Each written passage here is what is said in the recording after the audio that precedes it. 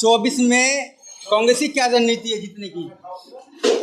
रणनीति कांग्रेस की नहीं है, इंडिया की है रणनीति। इंडिया जो है वो वापस लोकतंत्र को मजबूत करने का एक कदम है कांग्रेस का और सभी गठबंधन दलों का। तो हम इसमें हम रणनीति क्या बताएं? रणनीति तो एक बहुत सीक्रेट होती है, उसको हम दुनिया में प्रचार करते हैं उसका, तो फिर रणनीति कहाँ रह जाएगी? आज की डेट में चंद्रयान के बारे में बोला जा रहा है मगर मणिपुर के बारे में नहीं बोले, क्यों? देख, यही दुखद है, ये देश का दुर्भाग्य है कि हम लोग भारत माता की जय तो बोलते हैं और वंदे मातरम भी करते हैं, मगर अपनी माताओं बहनों की इज्जत की रक्षा नहीं कर सकते। तो ये बहुत दुर्भाग्य है। इसके लिए इस सरकार को जो है सीधे सीधे सरकार दोषी है, डबल इंजन की सरकार है, उन सब दोनों दोषी हैं। और देश को और राज्यों को ये समझना चाहिए कि ये लोग बेटी बचाओ और बेटी पढ़ाओ की बात करते हैं और बेटी की अस्मिता की रक्षा नहीं कर पाए। लाल किले से आगाज हो चुका है, दोबारा मोदी आएंगे। सर देखिए, अब सपने देखने का फर्ज तो सबको है, वो कोई भी देख सकता सपने, मगर ये दोबारा या तिबारा आने वाली बात जो है सर, ये देश को बर्बाद कर देंगे। जिस तरह से ये लोग लगे हुए हैं देश को खोखला करने में, पूंजीवादियों की सरकार है ये, जो कैपिटलिज्म है अब देश में हावी हो चुका है। कौन से पूंजीवाद की बात कर रहे हैं सर? पूंजीवादी सब कंपनी राज है, कंपनियां राज कर रही हैं देश में। कौन सा मालिक है कंपनी का? मुझे सबको पता है, अडानी अंबानी दो ही है, दो लोगों के लिए काम कर रहे हैं। खत्म बात, देश के दो लोगों के लिए काम कर रहे हैं। क्या राहुल गांधी टक्कर दे पाएंगे मोदी को? सर टक्कर की बात छोड़ो, मोदी जी का और सारे इनके विरोधियों का, जो भी इनके गठबंधन के लोग हैं, उनकी रातों की नींद राहुल गांधी ने छीन ली। जो 3,500 किलोमीटर की यात्रा, उससे क्या प्रभाव पड़ेगा जनता पे? सब पड़ेगा नहीं, पड़ चुका है। कर्नाटक में आपने देखा ना, मोदी हारा ना वहाँ पर, आप मानते इस बात को? बाकी राज्य में तो हैं। अरे हैं तो भाई नहीं रहेंगे जब चुनाव आएगा जब। भाई ये तो जनतंत्र है, लोकतंत्र है।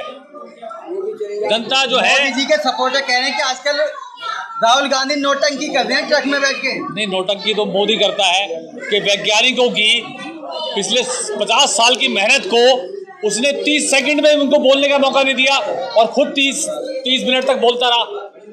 ये प्रधानमंत्री को शोभा नहीं देता कि वैज्ञानिकों की आप उनकी सारी कवरेज को आप अपने नाम कर रहे हो। ये आप नोटंकी तो वो करता है, देख रहे हो आप। मोदी ना होता चंद्रयान भी ना जाता। वो तो मोदी के लिए तो मेरी शुभकामना है कि सूर्य ग्रह तक उनको पहुंचाया जाए। अब मैं वैज्ञानिकों से यही उम्मीद करूंगा कि वो ऐसा यान बनाए कि मोदी जी को सूर्य ग्रह तक छोड़ करके आए। हिंदू राष्ट्र क्या कल्पना है आपकी?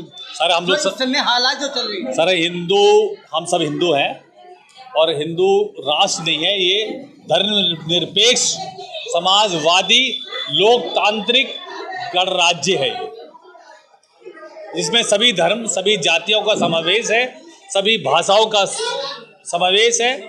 तो ये इसको हम अगर हिंदू राष्ट्र की बात करेंगे तो सिख कहाँ जाएंगे? तो वो तो एक धर्म राष्ट्र की बात करते हैं ना।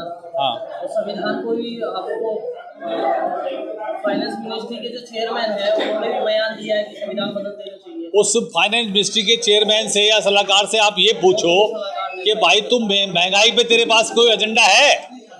तो संविधान बदलने की बात कर रहा है, उसको अपना काम तो आता नहीं है, वो देश को गुमराह कर रहे हैं लोग।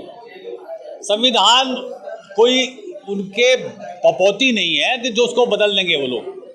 नहीं सर, क्या लगता है ये प्रधानमंत्री नरेंद्र मोदी जी की तो मंशा हो सकती है, जो मंशा मोदी की ही है। मोदी अपने गुर्गों से कहलवाता है और ये आरएसएस का बहुत पुराना एजेंडा है कि ये नकारा लोग, बेकार लोग देश के खिलाफ अंग्रेजों के साथ काम करते थे, देश की आज़ादी के आंदोलन में अंग्रेजों को सपोर्ट करते थे।